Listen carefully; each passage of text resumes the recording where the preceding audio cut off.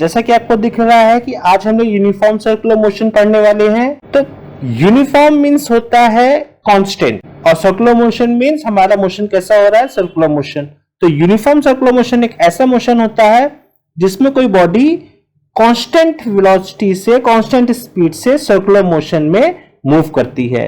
तो चलिए इसके पहले कॉन्सेप्ट देखते हैं क्या होता है। जैसा कि आप एक फिगर में देख रहे हो कि एक बॉडी जो है ए पॉइंट पे इसकी वेलोसिटी क्या है, स्पीड की अगर हम बात करें, ए पॉइंट पे v है, बी पॉइंट पे v है, सी पॉइंट पे भी v है और डी पॉइंट पे भी इसकी जो स्पीड है वो v है।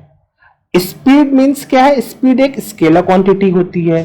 तो कहने का मतलब है कि अगर पॉइंट ए पे इसकी वेलोसिटी 40 मीटर पर सेकेंड है तो बी पॉइंट पे भी कितनी है 40, सी पॉइंट पे भी कितनी है 40 मीटर पर सेकेंड और डी पॉइंट पे भी क्या है 40 मीटर पर सेकेंड स्पीड से ये बॉडी मूव कर रही है।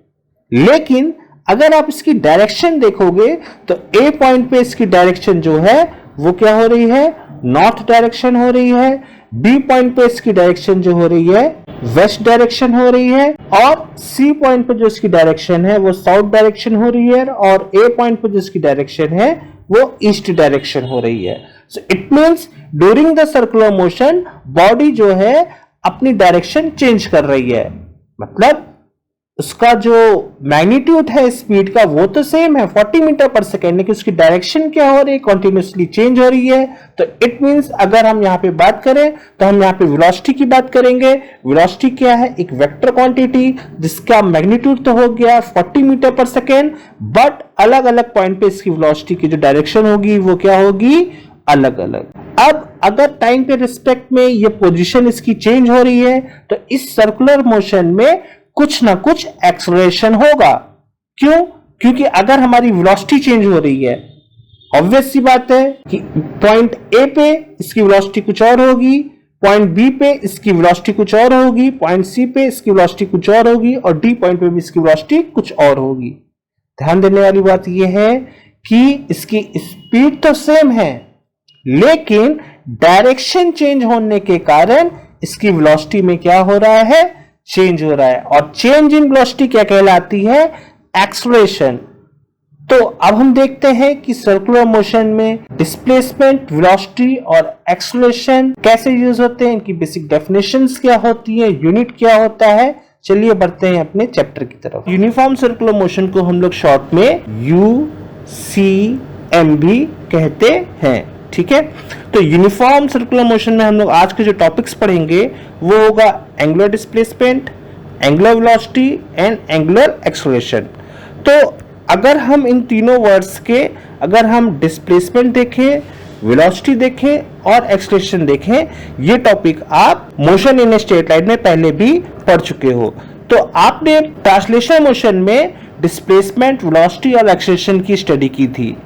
बेसिकली जो एंगुलर डिस्प्लेसमेंट, एंगुलर वेलोसिटी और जो एंगुलर एक्सेलरेशन है, बेसिकली ये सर्कुलर मोशन में टर्म्स यूज होते हैं। तो चलिए शुरू करते हैं। What is angular displacement? तो जैसा कि मैंने कहा कि ये एक सर्कुलर मोशन में यूज होता है, तो हम लोग पहले एक सर्कुलर मोशन का फिगर ड्रॉ कर लेते हैं। जैसा कि आप देख रहे हैं कि ये एक सर्कुलर मोशन है, बॉडी क्या हो रही है, इस सर्कुलर पाथ पे मूव करेगी और इस सर्कुलर पाथ का जो सेंटर है वो है आपका O। हमने क्या कंसीडर किया कि एट इनिशियल t=0 पे बॉडी जो थी हमारी P पॉइंट पे थी और इसके बाद t=t1 पे जो बॉडी की पोजीशन थी वो आपका S पॉइंट पे पहुंच गई। अब ये जो बॉडी P से S तक पहुंची तो इसने जो सेंटर पे एंगल सबटेंड किया वो आपका थीटा था। इस बॉडी ने ये जो सर्कुलर पाथ है, इस सर्कुलर पाथ पे जो डिस्टेंस ट्रेवल की वो हमने ये डिस्टेंस वो हमने क्या ले लिया, x ले लिया। तो मैथ्स में आप लोगों ने पढ़ा है कि angle equal to arc upon radius, ये आपने पढ़ा है, ठीक है। अगर हमने इसकी जो रेडियस है उसको r ले लिया है तो आप लोग का ये फॉर्मूले के थ्रू हो जाएगा theta equal to x upon r। So यहाँ पे जो थीटा है, ये इस थीटा को हम लोग कहते हैं एंगुलर डिस्प्लेसमेंट। ये थीटा जो होता है उसे कहते हैं हम लोग एंगुलर डिस्प्लेसमेंट। और एंगुलर डिस्प्लेसमेंट की जो यूनिट होती है, यूनिट क्या होती है एंगल की? रेडियन। तो इसकी भी यूनिट हो जाएगी आपकी रेडियन। अब जो नेक्स्ट टॉपिक है वो है एंगुलर वेलोसिटी। एंगुलर वेलोसिटी को हम ट्रांसलेशनल मोशन के जो वेलोसिटी टॉपिक पढ़ा था उससे अगर हम रिलेट करके पढ़ें तो वहां पे हमने पढ़ा था velocity equal to change in distance upon change in time. और अगर ये टाइम बहुत ही स्मॉल टाइम के लिए अगर हम इसको कंसीडर करें तो उस केस में हमारा जो वेलोसिटी होता था वो हो जाता था ds अपॉन dt।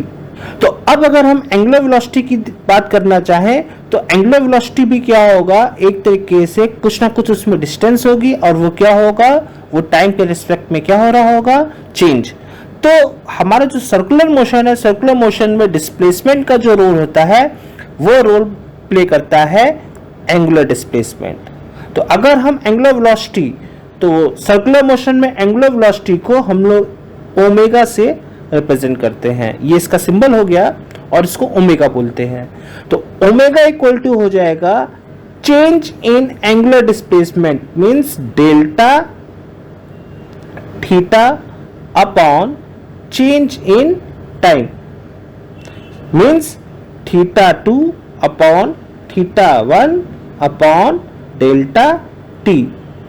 और अगर ये चेंज बहुत ही स्मॉल टाइम इंटरवल के लिए हो तो उस स्मॉल टाइम इंटरवल के लिए हम लोग लिखेंगे omega equal to D theta upon D T. तो अगर हम एंगुलर वेलोसिटी की डेफिनेशन की बात करें तो the rate of change of angular displacement is called angular velocity. और अगर हम इसकी यूनिट की बात करें तो इसकी यूनिट होगी आपकी रेडियन पर सेकेंड, ये n है यहाँ पे, रेडियन पर सेकेंड। अब बात आती है इसकी डायमेंशन की, तो डायमेंशन होगा इसका t इनवर्स, क्योंकि रेडियन की तो कोई डायमेंशन होगी नहीं। हम लोगों ने एंगुलर डिस्प्लेसमेंट पढ़ा था, एंगुलर डिस्प्लेसमेंट की भी कोई डायमेंशन नहीं होगी बिकॉज क्योंकि एंगल की कोई डायमेंशन नहीं होती। ठीक है, ये एक डायमेंशनलेस क्वांटिटी है। यहां पे ध्यान देने वाली बात यह है कि जो हमारा एंगुलर डिस्प्लेसमेंट है ये भी क्या है, एक वेक्टर क्वांटिटी। एंगुलर डिस्प्लेसमेंट क्या है, एक वेक्टर क्वांटिटी। और अगर एंगुलर डिस्प्लेसमेंट एक वेक्टर क्वांटिटी है, अगर ये टाइम के रिस्पेक्ट में चेंज हो रहा है तो हमारी एंगुलर वेलोसिटी भी क्या होगी, ये एक वेक्टर क्वांटिटी होगी। तो अगर हम इसको वेक्टर फॉर्म में लिखना चाहें तो ये क्या हो जाएगा, omega equal to means angular velocity equal to change in angular displacement upon time. So ये क्या हो गया इसका वेक्टर। ठीक है, तो अब बढ़ते हैं हम लोग अपने नेक्स्ट टॉपिक की तरफ, दैट इज एंगुलर एक्सेलरेशन।